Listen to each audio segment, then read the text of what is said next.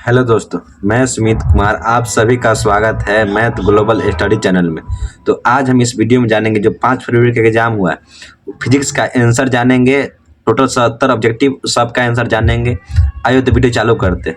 जो आज का एग्जाम हुआ है सेट ए से लेकर जे तक सबका आंसर मैच करवाए चलिएगा, क्योंकि किसी का सेट ए हो सकता है, बी हो सकता है, सी हो सकता है। सबका आंसर सेम रहता है, क्वेश्चन सब सेम रहता है, लेकिन सीरियल नंबर आगे पीछे रहता है। तो आइए बिना देर के हुए चालू करते हैं। तो सबसे पहला क्वेश्चन देखते हैं। तो आइए सबसे पहला क्वेश्चन देखते हैं। सबसे पहला क्वेश्चन क्या देखिए, फिजिक्स का आज का पेपर है, सेट डी है। आपका कोई भी सेट हो उससे कोई मतलब नहीं है, सिर्फ क्वेश्चन का नंबरिंग आगे पीछे हो सकता है। तो सबसे पहला क्वेश्चन पढ़ते हैं। तो सबसे पहला क्वेश्चन देखिए, सबसे पहला क्वेश्चन क्या है, दो समान धनावेशित बिंदु आवेश जिसमें प्रत्येक 1 माइक्रोफैराड आवेश है जो 1 मीटर की दूरी पर वायु में रखा जाता है, तो निकाय की विद्युत स्थिति ऊर्जा क्या होगी। मतलब पोटेंशियल एनर्जी पूछ रहा है। इसका फार्मूला आपको पता होना चाहिए, हाफ CV²। फार्मूला क्या होता है, हाफ CV²। तो ये फार्मूला आपको पता होना चाहिए, तभी क्वेश्चन बनेगा। इस फार्मूला पर हल कीजिए तो क्वेश्चन का आंसर आएगा ऑप्शन नंबर सी। मतलब 9 × 10⁻³ जूल आंसर आएगा, क्योंकि ऊर्जा का मात्रक जूल होता है। हाफ CV² बैठाएगा, सी का मान 1 माइक्रोफैराड है और बी का मान 1 मीटर है। बैठाइएगा तो आंसर चलेगा। इसका आंसर ऑप्शन नंबर कितना जाएगा, 81 हो जाएगा। अगला क्वेश्चन देखते हैं। अगला क्वेश्चन क्या, निम्न में धारिता का मात्रक क्या होता है। तो आपको धारिता का पहले फार्मूला पता होना चाहिए। धारिता मतलब क्या होता है, सी बराबर होता है Q/V। सी बराबर क्या होता है, Q/V। सी बराबर क्या होता है, Q/V। Q मतलब आवेश होता है और V मतलब विभवांतर होता है, विभव होता है। तो आवेश का मात्रक कूलम और विभव का मात्रक वोल्ट। आंसर क्या जाएगा, डी। तो धारिता का मात्रक क्या हो जाएगा, ऑप्शन नंबर डी।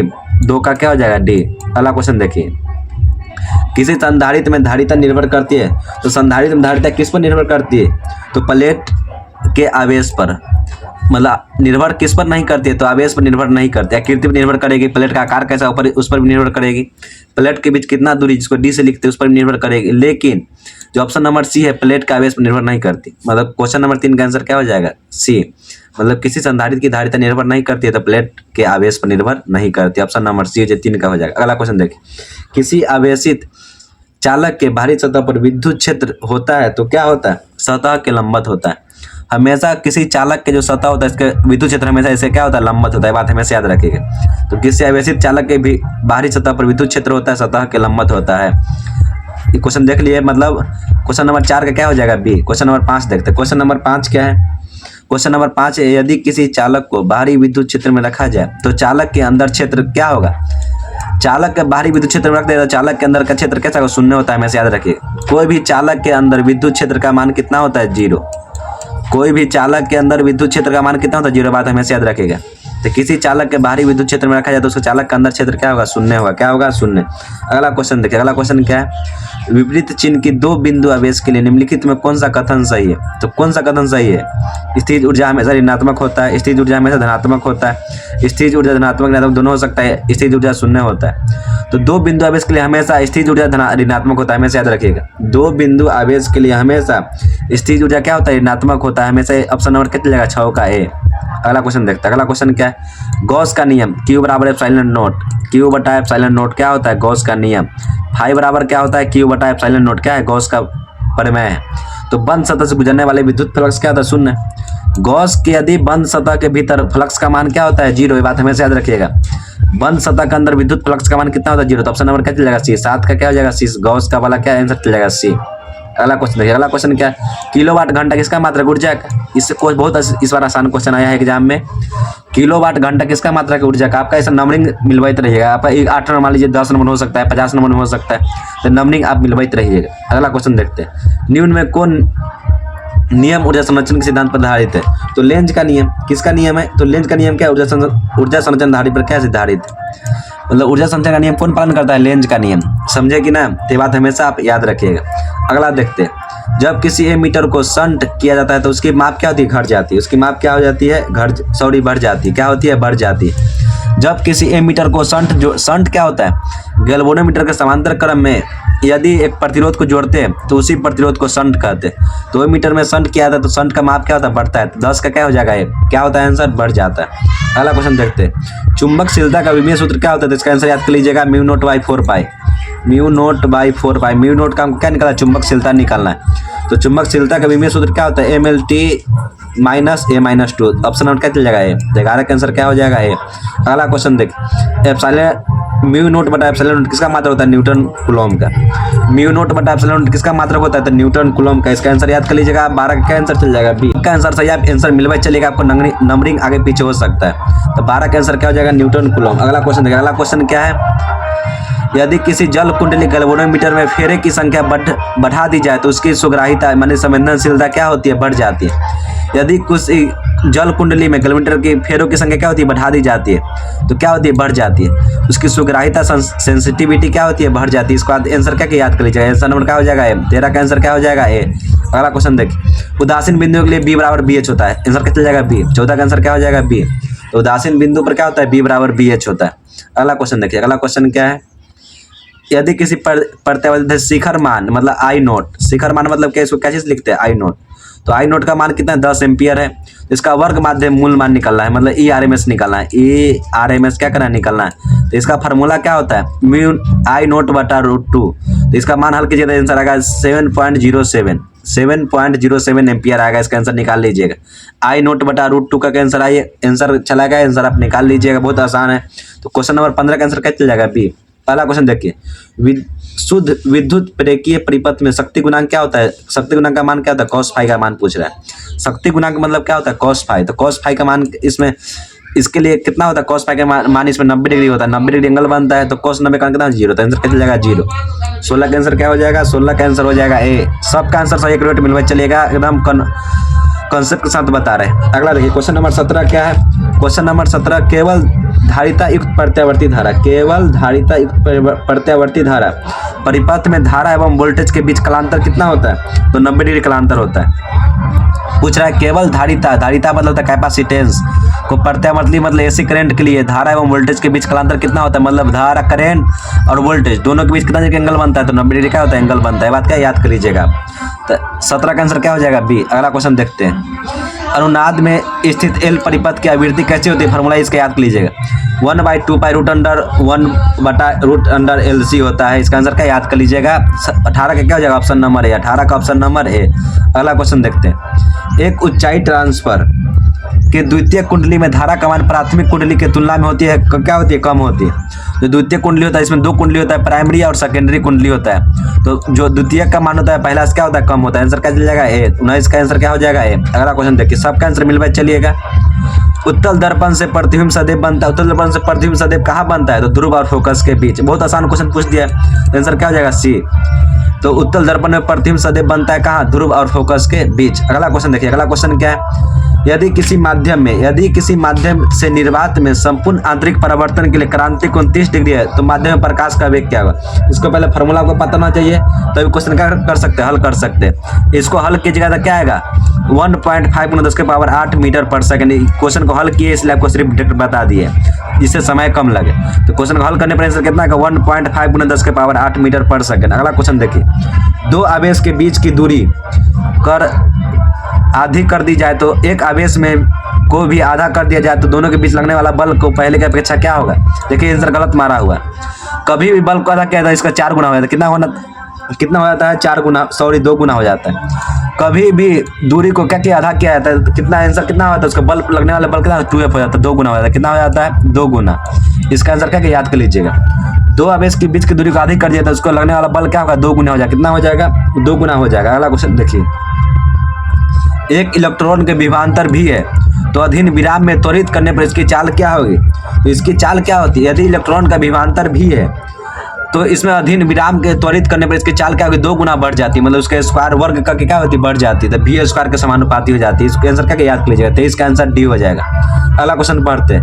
इलेक्ट्रॉन का विशिष्ट आवेश, इतना आसान क्वेश्चन पूछ दिया। इलेक्ट्रॉन का विशिष्ट आवेश कितना होता है? तो 1.8 × 10⁻11 कूलम पर kg। आंसर 24 का क्या हो जाएगा? सी। इलेक्ट्रॉन का विशिष्ट आवेश कितना होता है? तो 1.8 × 10⁻11 कूलम पर kg। अगला क्वेश्चन देखिए। संधारित्र के समांतर संयोजन में प्रत्येक संधारित्र के लिए कौन सी राशि समान रहती है? तो हमेशा इसमें विभवांतर समान रहता है। हमेशा इसमें क्या समान आता है? विभवांतर। मतलब भी क्या होता है? समान होता है हमेशा। इसका आंसर क्या चल जाएगा? 25 का सी। संधारित्र के समांतर संयोजन में प्रत्येक संधारित्र के लिए कौन सी राशि समान होती है? तो विभवांतर क्या होती है? समान होती है। अगला क्वेश्चन देखिए। अगला क्वेश्चन नंबर 26। वायु में 2 धनावेश के बीच परावैद्युत रख देने पर उसके बीच प्रतिकर्षण बल क्या हो जाएगा? घट जाता है। यदि वायु में हम परावैद्युत क्या करें, भर दे, मतलब साइलेंट को भर दे, तो उसमें प्रतिकर्षण बल क्या होगा, क्या हो जाए, घट जाता है। याद रखिए, आकर्षण बल क्या होता है, बढ़ जाता है, प्रतिकर्षण क्या होता है, घट जाता है। तो ऑप्शन नंबर क्या चल जाएगा, बी, 26 का बी। अगला क्वेश्चन देखिए, 0.2 माइक्रोफैराड के दो बराबर तथा विपरीत आवेश के बीच की दूरी इतना है तो विद्युत द्विध्रुव आघूर्ण। फार्मूला क्या होता है, 2AQ। फार्मूला क्या होता है, 2AQ।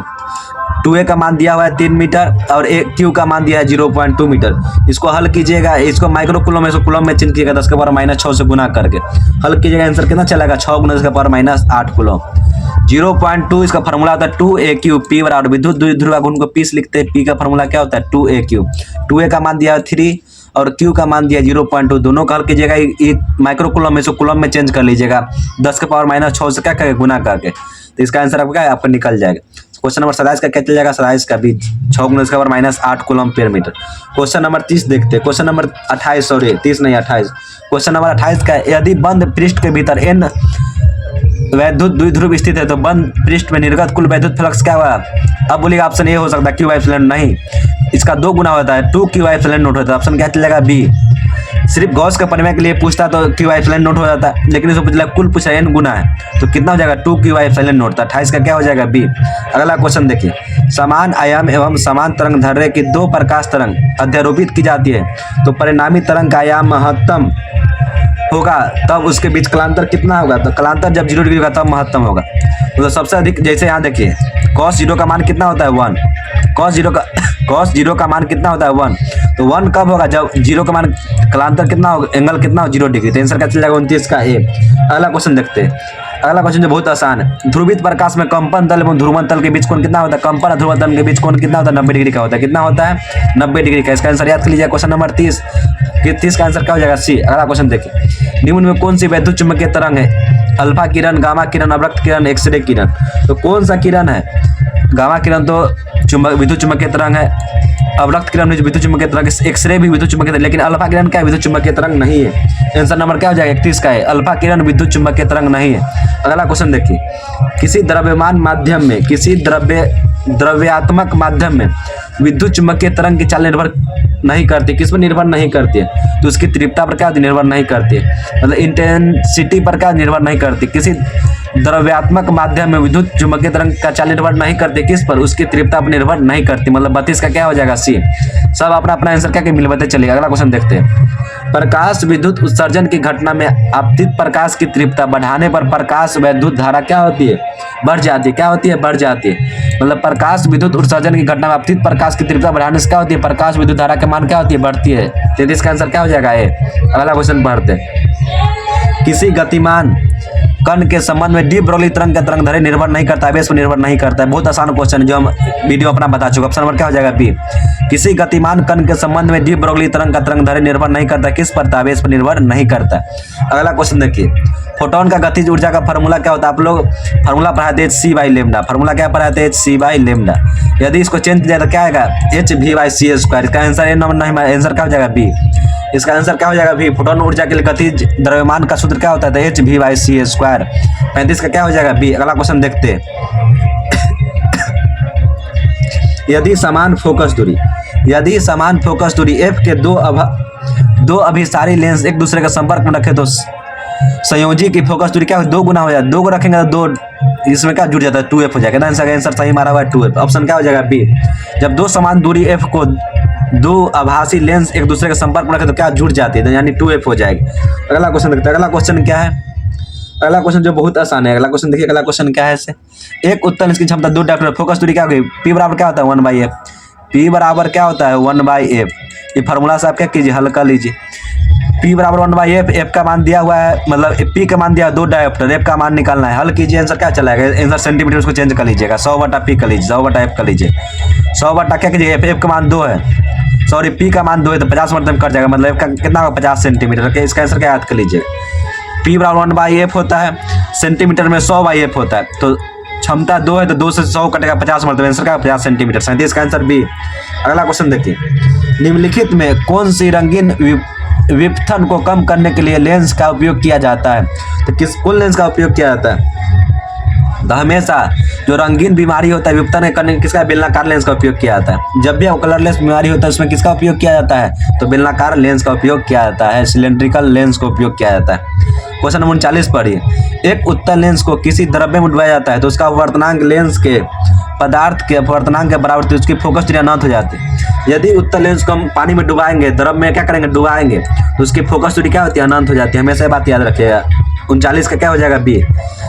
अगर ऐसा ही आप सब क्वेश्चन चाहते हैं हर एक क्वेश्चन बताने के लिए तो क्या कीजिए, संपर्क कीजिए, चैनल को नोटिफिकेशन ऑन कर लीजिएगा। हर एक सेट का आंसर आपको मोबाइल पर जाते रहेगा हर दिन प्रतिदिन। अब क्वेश्चन क्या पूछेगा वो भी आप हमें हमेशा डालते रहते, बात हमेशा याद रखिएगा। जो एग्जाम में क्वेश्चन पूछता है आज भी सब्जेक्टिव बता, जाके लिंक इसका डिस्क्रिप्शन में दे देंगे, जाके देख लीजिएगा। लिंक से लगभग 10 से 15 ऑब्जेक्टिव क्या है, 10 ऑब्जेक्टिव सिर्फ टकराया, सब्जेक्टिव सिर्फ टकराया किससे, जो हम कल वीडियो बनाए थे तो फिजिक्स के महत्वपूर्ण जो सूत्र सब्जेक्टिव वीडियो बनाए थे उससे 10 क्वेश्चन टकराया है। आपको हम स्क्रीनशॉट करके दिखा देंगे। अगला क्वेश्चन पढ़ते हैं। अगला क्वेश्चन क्या है, इसको देखिएगा, थोड़ा चौड़ा हो गया, इसको ध्यान दीजिएगा। थोड़ा क्वेश्चन वर्टिकल टाइप में हो गया। तो साबुन के बुलबुले रंगीन दिखाई देते क्यों, तो व्यक्तिकरण कारण। आंसर क्या चल जाएगा, सी। आंसर क्या हो जाएगा, सी।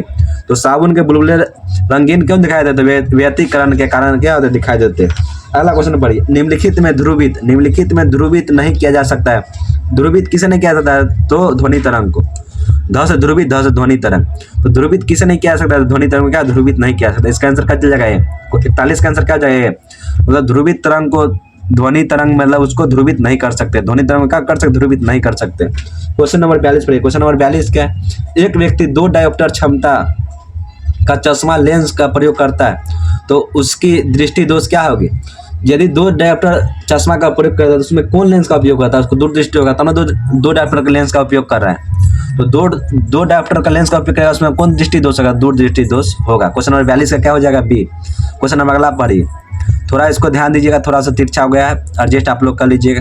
अगला क्वेश्चन क्या है, जब सिलिकॉन में बोरॉन को अशुद्धि रूप में मिलाया जाता है तो क्या बनता है, तो पी प्रकार का अर्धचालक बनते।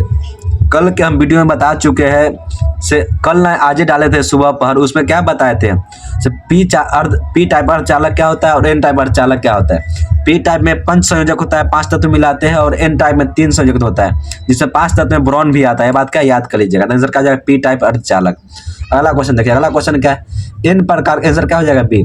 एन प्रकार के अर्धचालक में अल्पसंख्यक आवेश वाहक होता है तो क्या होता है, होल। उसको क्या कहते हैं, होल कहते हैं। जितना इस तरह का होल होता है क्या होता है, पी टाइप में इस तरह का क्या होता है, होल होता है। इस तरह क्या होता है, होल होता है। तो उसे क्या कहते हैं, मतलब इस तरह का जो डैश डैश रहता है उसे क्या कहते हैं, होल कहते हैं। तो इन प्रकार के अर्धचालक अल्पसंख्यक आवेश वाहक होते हैं, क्या होते हैं, होल होते हैं। क्वेश्चन नंबर क्या हो जाएगा, 44 का आंसर क्या हो जाएगा, बी। अब क्वेश्चन नंबर देखिए 45। क्वेश्चन नंबर 45 क्या है, कौन सा लॉजिक गेट ही सही निर्गत देता है, वह निवेश भिन्न है। तो निवेश और गेट क्या होता है, निर्गत देता है, समझे कि ना। तो लॉजिक गेट क्या है, तो और गेट क्या है, लॉजिक गेट है, जिसका आंसर क्या हो जाएगा, option number A. Question number 45 का आंसर क्या हो जाएगा। अगला क्वेश्चन पढ़ते हैं। पश्च अभिनीति डायोड क्या होता है, मतलब एलईडी क्या होता है। तो एलईडी क्या होता है, फोटो डायोड। एलईडी क्या है, फोटो डायोड है, जो प्रकाश ऊर्जा को विद्युत ऊर्जा में क्या करता है, चेंज करता है। तो आंसर क्या हो जाएगा, आंसर नंबर सी। 46 का आंसर क्या हो जाएगा, पश्च अभिनीति, यानी फोटो डायोड क्या है, मतलब फोटो डायोड क्या होता है, पश्च अभिनीति होता है।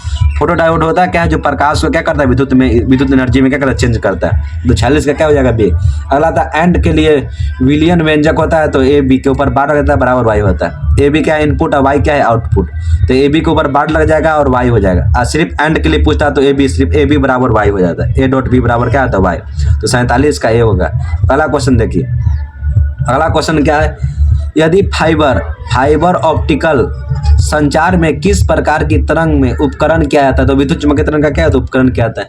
जितना भी संचार वाला काम होता है उसमें किसका उपयोग किया जाता है, विद्युत चुम्बकीय तरंग यानी इलेक्ट्रोमैग्नेटिक वेव का क्या उपयोग किया जाता है। अब टीवी प्रसारण के लिए निम्नलिखित में कौन सी इसका फ्रीक्वेंसी कितना होती है, 30 से 300 मेगाहर्ट्ज तक होती है। अब किलो हर्ट्ज या मेगा हर्ट्ज में कन्फ्यूज नहीं होगा।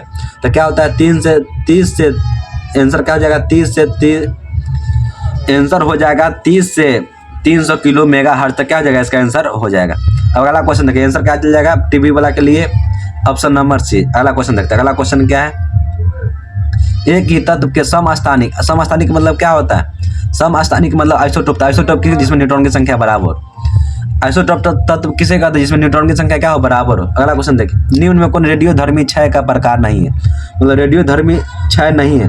तो रेडियोधर्मी क्षय अल्फा क्षय नहीं है, बीटा क्षय नहीं है, गामा क्षय नहीं है, म्यूआन क्षय नहीं है। तो देखिए दोनों में ऑप्शन देखिए, अल्फा बीटा गामा तो अब तीनों सेम है, लेकिन म्यूआन क्षय क्या अलग है, तो आंसर क्या चलेगा, डी। इस तरह भी आप क्या टिक मार सकते हैं, नहीं तो इसका कंसेप्ट पढ़िए। निम्न में कौन रेडियोधर्मी क्षय का प्रकार नहीं है, म्यूआन क्षय क्या है, उसका प्रकार नहीं है, तो अकाउंट का क्या हो जाएगा, डी। क्वेश्चन नंबर 52 पढ़िए। 50 Nm तरंग दैर्ध्य वाले फोटोन की ऊर्जा क्या होगी, ऊर्जा निकालने के पर देखिए सी का मान दिया हुआ है, एच का मान दिया हुआ है, फार्मूला पर हल कीजिएगा, इसका आंसर चलेगा 4×10⁻⁹ जूल। आंसर क्या आ जाएगा, 19। इस पर क्वेश्चन पर हल कीजिएगा, इसका आंसर निकल जाएगा। एच क्या होता है, H C by lambda. Formula क्या होता है, H C by lambda. Photon ऊर्जा निकालने का फार्मूला क्या होता है, एच का मान दिया हुआ है, सी का मान दिया हुआ है, लेमडा का मान है दिया है 50 Nm। इसका आंसर हल कीजिएगा, आंसर क्या चलेगा 4×10⁻⁻19 जूल। अगला क्वेश्चन देखिए, हाइड्रोजन स्पेक्ट्रम की कौन सी श्रेणी दृश्य भाग में पड़ती है। हाइड्रोजन किस में पड़ती है, तो बामर श्रेणी में। लाइवन बामर फर्स्ट श्रेणी से आप पढ़े होंगे, ब्रैकेट श्रेणी से। तो हाइड्रोजन स्पेक्ट्रम किस में आता है, तो बामर श्रेणी में आता है। अगला क्वेश्चन देखते हैं, निम्न में कौन आवेश रहित कण है। तो आवेश किस में होता है, अल्फा कण है। आवेश रहित मतलब उसमें आवेश नहीं है, तो अल्फा कण में तो आवेश होवे करता है, बीटा में होता है, प्रोटॉन में भी होता है, और फोटोन में नहीं होता है। किस में नहीं होता है, आवेश रहित कण कौन है, फोटोन। तो आंसर क्या चलेगा, डी। 54 का आंसर क्या हो जाएगा, डी। अगला क्वेश्चन, क्वेश्चन नंबर 55 देखिए, एक्सरे किरण क्या है। एक्सरे किरण होता क्या, विद्युत चुम्बकीय तरंग। एक्सरे किरण क्या है, विद्युत चुम्बकीय। जितना भी किरण होता है, वेव, जितना भी किरण रे है, और वो क्या है, सब विद्युत चुम्बकीय तरंग। अगला 1 AME बराबर तुल्य ऊर्जा होता है 9×931 होता है, मतलब 931 क्या होता है, मेगा इलेक्ट्रॉन वोल्ट होता है। अगला क्वेश्चन पढ़िए, 56 का क्या हो जाएगा, डी। अगला क्वेश्चन देखिए, 100 माइक्रोफेराड धारिता वाले संधारित्र को 100 वोल्ट तक आवेशित करने में संचित की गई संचित ऊर्जा होगी। तो ऊर्जा इसका निकाला फॉर्मूला, इसका हल कीजिए, आंसर क्या आंसर चलेगा आपको, कितना आंसर चलेगा आपको, तो 0.5 जूल क्या होगा इसका आंसर चलेगा। यदि इस क्वेश्चन का आप हल कीजिएगा, सी का मान दिया हुआ है और भी का मान दिया हुआ है, और संचित ऊर्जा पूछ रहा था, फॉर्मूला क्या होता है, ½ CV²। फॉर्मूला क्या होता है, ½ CV²। अब सबका मान रखिएगा, माइक्रोफेराड को फेराड सब चेंज कर लीजिएगा, हल कीजिएगा, आंसर क्या चलेगा 0.5 जूल। तो 97 क्या हो जाएगा, ए। क्वेश्चन नंबर 58 पढ़िए, निम्न में किसका मात्रक वोल्टमीटर, जो कल ही बताए थे क्या होता है, विद्युत क्षेत्र। वोल्टमीटर किसका मात्रक है, तो विद्युत क्षेत्र का। अगला पढ़ते, वैद्युत चालन में चालक में मुक्त इलेक्ट्रॉन का अपवहन वेग यानी ड्राफ्ट वेलोसिटी चालक के सिरों के बीच लगे विभवांतर v के क्या होते हैं, तो v के अनुक्रमानुपाती होते हैं, मतलब 1/v होता है। बात क्या की है, याद कर लीजिए, मतलब v होता है समानुपाती, अनुक्रमानुपाती दोनों सेम होता है। अगला देखिए, मतलब क्वेश्चन नंबर 59 का क्या हो जाएगा, ये क्वेश्चन नंबर 60 देखिए। क्वेश्चन नंबर 60 क्या है, एक चालक की वोल्टेज v तथा धारा I के बीच ग्राफ का सरल रेखा है, तो y अक्ष क्या पूछ रहा है, y अक्ष को I से प्रदर्शित करते, तो थीटा कोण बनाती है, क्या बनाती है, tan थीटा बनाती है। थीटा कोण क्या बनाती है, tan थीटा बनाती है। इसका आंसर क्या चल जाएगा, ऑप्शन नंबर ए। 60 का आंसर क्या जाएगा, ऑप्शन नंबर ए। सब आंसर सही। विद्युत शक्ति के लिए क्या होता है, V²/R। विद्युत शक्ति के लिए V²/R बहुत सिंपल है क्वेश्चन है, इस क्वेश्चन में कुछ दम ही नहीं है। 61 का क्या हो जाएगा, सी। क्वेश्चन नंबर 62 पढ़ते। क्वेश्चन नंबर 62 क्या है, ताप बढ़ने पर अर्धचालक का प्रतिरोध क्या होता है, घटता है। इस क्वेश्चन में समझने वाला क्वेश्चन नहीं, ऑप्शन नंबर बी। ताप बढ़ने वाला चालक का प्रतिरोध क्या होता है, घटता है। बहुत आसान क्वेश्चन। अगला क्वेश्चन देखिए, निम्न में कौन प्रतिरोध आर के लिए होता है। फार्मूला क्या होता है, R = L/A। फार्मूला क्या होता है, R = L/A। R मतलब प्रतिरोधकता होता है, L मतलब लंबाई, A मतलब अनुप्रस्थ करके क्षेत्रफल होता है। तो 63 का क्या हो जाएगा। अब क्वेश्चन नंबर 64 देखते हैं, लौह चुंबकीय पदार्थ के लिए अपेक्षित चुंबकशीलता क्या होती है, 1 से कम होती है। क्या होती है, 1 से कम, मतलब लेस देन। तो 64 का क्या हो जाएगा। क्वेश्चन नंबर 25 पढ़ते हैं। क्वेश्चन नंबर 25 के R1 R2 R3 प्रतिरोध के श्रृंखला परिपथ में प्रत्येक प्रतिरोध में प्रवाहित धारा क्या होती है, प्रतिरोध के मूल्य के अनुपात से विभाजित किया जाता है। मतलब श्रृंखला में क्या होता है, 1/R1 1/R2 + 1/R3 क्या होता है, तो प्रतिरोध के मूल्य के समान होती है। क्या होती है, समान होती है। R1 R2 R3 प्रतिरोध के श्रृंखला परिपथ में प्रत्येक प्रतिरोध में प्रवाहित धारा क्या होती है, समान होती है। क्योंकि श्रृंखला में क्या होती है, करंट समान होती है, तो इसका आंसर क्या चलेगा, समान। 65 का है। अगला क्वेश्चन देखिए, धारा घनत्व क्या इकाई है, एम्पियर मीटर।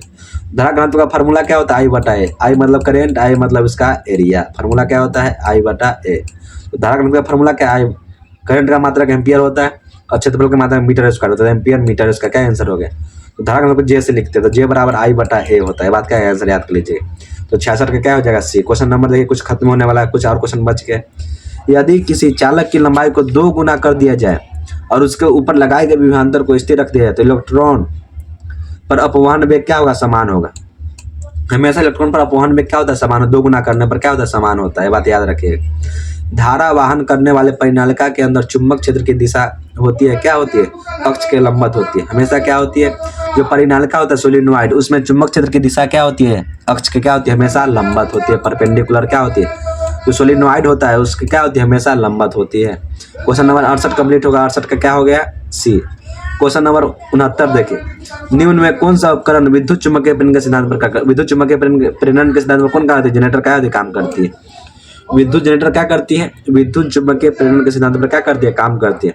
तो 59 का आंसर क्या हो जाएगा, सी। अगला क्वेश्चन देखिए, एक परिनालिका का स्वपरिकत्व निर्भर करता है, किस पर निर्भर करता है, तो उसके माध्यम से बहने वाली धारा, इस पर निर्भर तो नहीं करता है। अगला प्रति इकाई लंबाई के फेरों की संख्या, इस पर निर्भर करता है। परिनालिका जो फेरे की संख्या, कितना फेरा है, एन का मान, उस पर क्या निर्भर करता है। और परिनालिका की लंबाई कितना, उसका सोलेनॉइड की लंबाई है, उस पर क्या निर्भर करता है। मतलब बी और सी दोनों। टोटल 70 क्वेश्चन कंप्लीट हुए। सबका आंसर 100% सही है। आप किताब से भी क्या कर सकते हैं, मिला सकते हैं। सबका आंसर एकदम 100% राइट है। जितना भी बता दिया आपको क्वेश्चन, आप मिलाइएगा, आपका कितना सही हुआ कमेंट में जरूर बताइएगा। इस वीडियो से मिलाइएगा तो जितना सही हुआ कमेंट में उसका आंसर बताइएगा। सब 10 भैया 10 सही हुआ, 15 सही हुआ, 20 सही हुआ, 30 सही हुआ, 35 में 35 सही हुआ। जितना आप देखिए बच गया ऑब्जेक्टिव क्वेश्चन। ऑब्जेक्टिव देखिए क्वेश्चन कल के ही वीडियो विद्युत अनुनाद बताए थे और क्यूरी तापमान बताए थे, ये भी क्वेश्चन बताए थे, कल के वीडियो जाके देखिएगा मेरा। ये भी यहाँ देखिए, नाभिक विघटन, नाभिक संलयन भी आसान क्वेश्चन है। प्रकाश के पुनरावृत्त परिवर्तन भी बताए थे, फ्लेमिंग के वामहर्ष नियम भी बताए थे, व्यतिकरण भी बताए थे, कल देखिएगा वीडियो। फिजिक्स का जितना सब्जेक्टिव है उसमें सब बता दिए थे। आवेश का आयतन घनत्व भी बता दिए थे, चुंबकीय आघूर्ण भी बता दिए थे, बोर का नियम में स्थायी कक्षा को भी बता दिए थे। और देखिए संचार प्रणाली में संचार दो विभिन्न विधियों को लेकर ये भी बता दिए थे। और यहाँ देखिए ये भी किरचॉफ के नियम को भी बता दिए थे, समझे कि ना। इसका बीच स्टोन सेतु में इसका उपयोग बता दिए थे। इतना क्वेश्चन सा है, बहुत आसान है इस बार क्वेश्चन पूछा है। यदि आपको सब्जेक्टिव का आंसर चाहिए तो कमेंट कीजिएगा, आपको आंसर डाल दिया जाएगा। इसी के साथ मैं अपनी वीडियो समाप्त करता हूँ। जय हिंद, जय भारत।